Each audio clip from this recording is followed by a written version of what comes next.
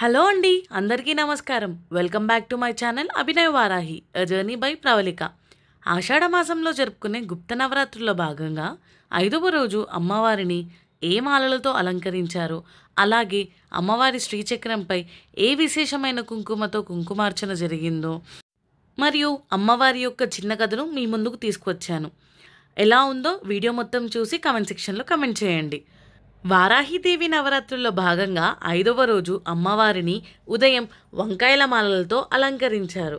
రోజులానే లలితా సహస్రనామాలతో పాటు అమ్మవారి శ్రీచక్రంపై మొగలి పువ్వు కుంకుమతో కుంకుమార్చన జరిగింది. ఇప్పుడు అమ్మవారి యొక్క మరో కథను చెప్తాను, వినండి. ఒకసారి పాపాలు పెరిగిపోయిన భూలోకంలో ఒక చిన్న గ్రామం మీద ఒక రాక్షసుడు దాడి చేశాడు. అతని పేరే కేతు రాక్షసుడు.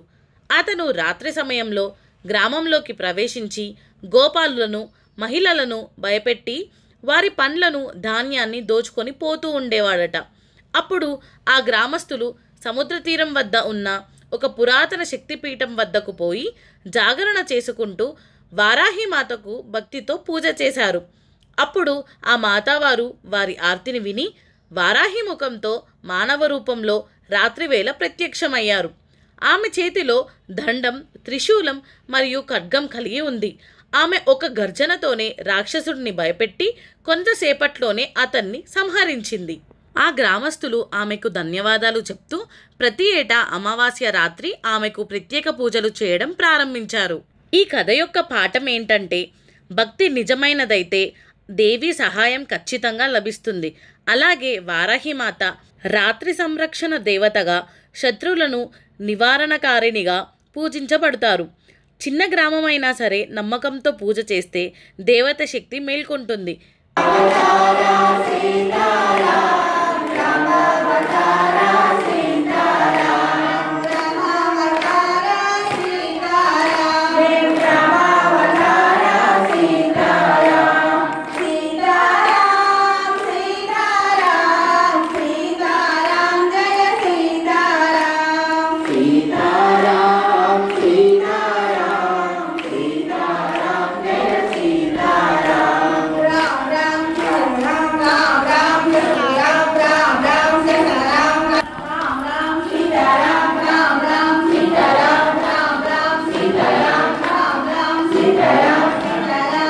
చూశారు కదండి, నవరాత్రుల భాగంగా అమ్మవారి అలంకరణ, శ్రీచక్రంపై కుంకుమ పూజ, అమ్మవారి భజన మరియు నేను చెప్పిన కథను కూడా విన్నారు కదా. ఇప్పుడు ఆఖరిగా అమ్మవారికి ఇచ్చిన హారతిని చూసేయండి.